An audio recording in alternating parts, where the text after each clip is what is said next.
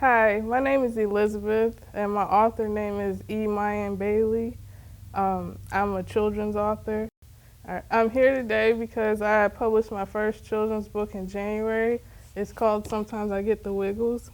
It's about my son. When he was little, he got the wiggles all the time, and he had a hard time sitting still. I always wanted to be an author, but I had a hard time finding something to write about until I became a mother and dealing with my wiggly son.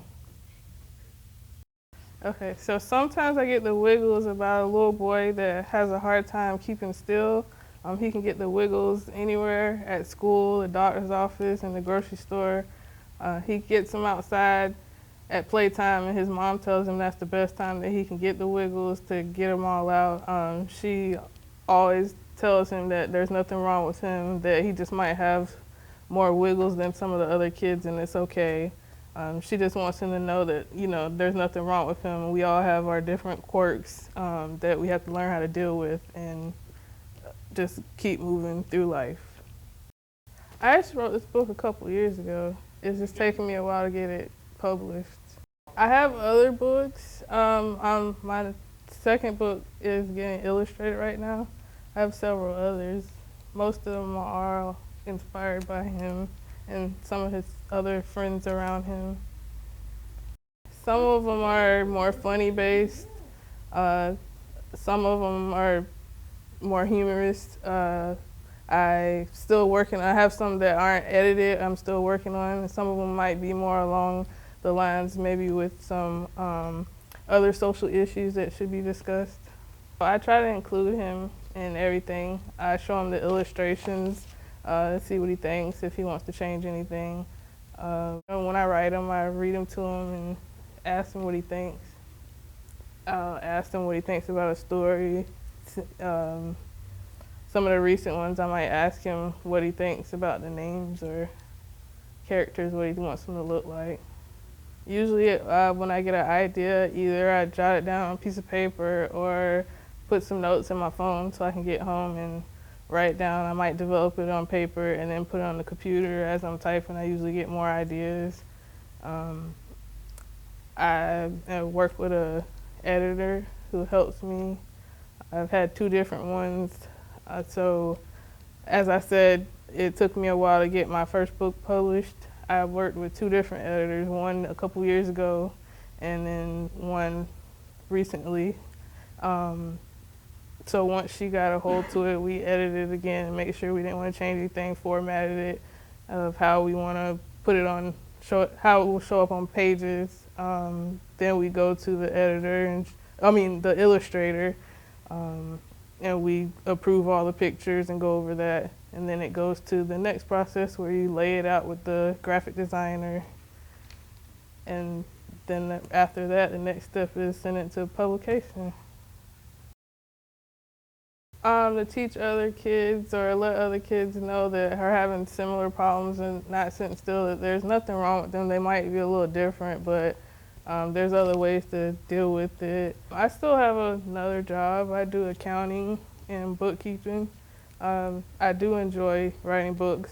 I also like doing crafts and stuff, like DIY stuff and gardening and stuff. So I would love to be able to do this side of it more if I could. Do craft shows, vendor shows, book festivals and fairs. I'd like to be able to do all that. My book is sold on Amazon and also on my website. I sell it locally at my job. You can find me on Facebook and Instagram and Twitter at emiannbailey. My website is emiannbailey.com. So you can all purchase it through my website also. I'll do local deliveries if you're local, or I can ship it to you. Well, my brand, my logo is inspire, imagine, and still.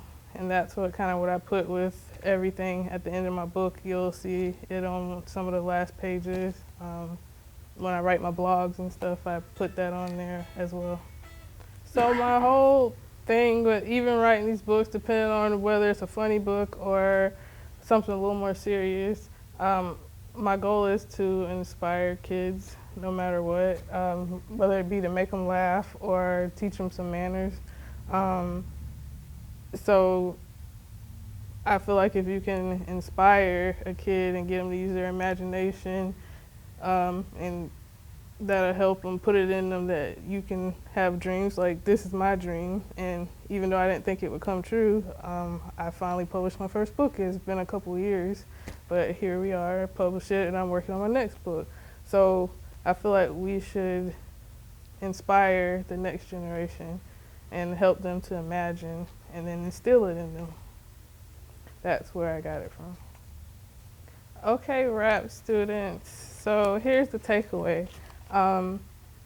Anything you do, you have to work hard at it.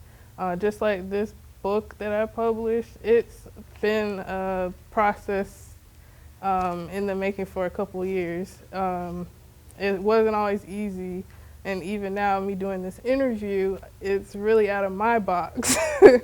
But I'm here because I want to inspire you to pursue your dreams. Don't let anybody tell you that you can't do it, because when I was 18 or younger, I would have never thought I would have published my first book. As I said before, I always wanted to be a writer, but I never felt like I could find something that I felt was good enough to write about. So follow your dreams, write them down, find a mentor, somebody that helps encourage you.